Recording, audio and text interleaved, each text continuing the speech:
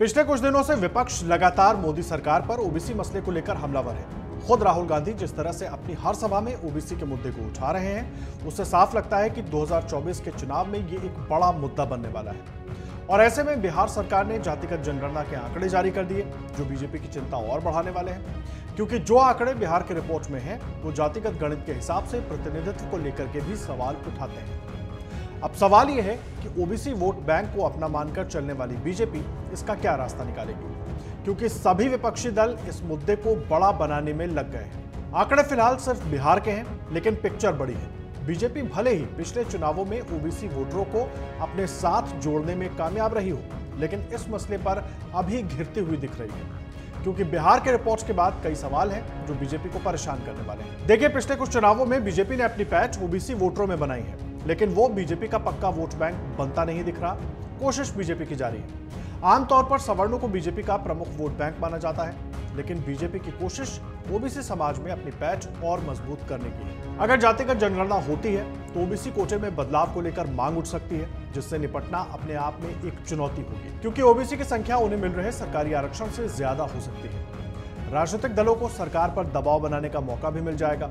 शिक्षण संस्थाओं में भी कोटे के तहत बदलाव की मांग शुरू हो जाएगी। जनगणना से अगड़ी जातियां भी नाराज हो सकती हैं। इस बात का भी डर है, क्योंकि जो स्थिति है उससे साफ है कि आंकड़े कैसे आ सकते हैं। अगड़ी जातियों के नाराज होने से परंपरागत हिंदू वोट बैंक के छिटकने का खतरा भी बीजेपी को हो सकता है।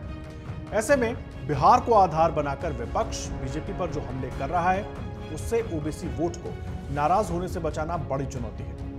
2009 के आम चुनाव में बीजेपी को 22% ओबीसी वोट मिले थे, जो 10 साल में दोगुने हो गए। पिछले लोकसभा चुनाव में बीजेपी को 44% वोट मिले।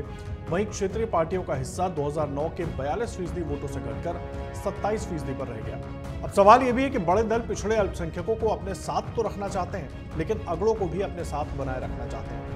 विपक्ष सामाजिक न्याय के नाम पर साल 2024 के चुनाव में जातिगत जनगणना का मुद्दा उठाकर बीजेपी पर दबाव बनाने और पिछड़े वोट को अपने पक्ष में करने की कोशिश कर रहा है। और बीजेपी इस बात को जानती भी है, इसलिए ही बीजेपी भी इस पूरे मुद्दे पर संभल कर बोल रही है। पहले कांग्रेस को लगता था कि जाति से समाज बिखरता है, जुड़ता नहीं। 2008 से 2010 के बीच जब महिला आरक्षण का बिल आया था, तो कांग्रेस इसके समर्थन में थी, लेकिन इसमें ओबीसी को अलग से आरक्षण देने के समर्थन में नहीं थी। लेकिन अब परिस्थितियां अलग हैं। सामने नरेंद्र मोदी हैं, इसलिए इंडिया गठबंधन बना है और ज्यादातर क्षेत्रीय दल ये मांग उठाते रहे हैं। और समय को देखते हुए कांग्रेस ने रणनीति भी बदली है। अब इस मुद्दे पर सरकार को घेर भी रही है, लेकिन एक बात तो साफ है कि 24 के चुनाव में ये मुद्दा सरकार का पीछा छोड़ता हुआ नहीं दिख रहा। अमर उजाला अब आपके टीवी पर भी।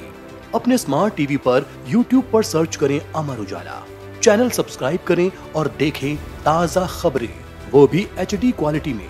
और हाँ, बेल आइकन दबाना ना भूलें, ताकि हर खबर हो आपके घर। अमर उजाला, निष्पक्ष, निर्भीक, निरंतर।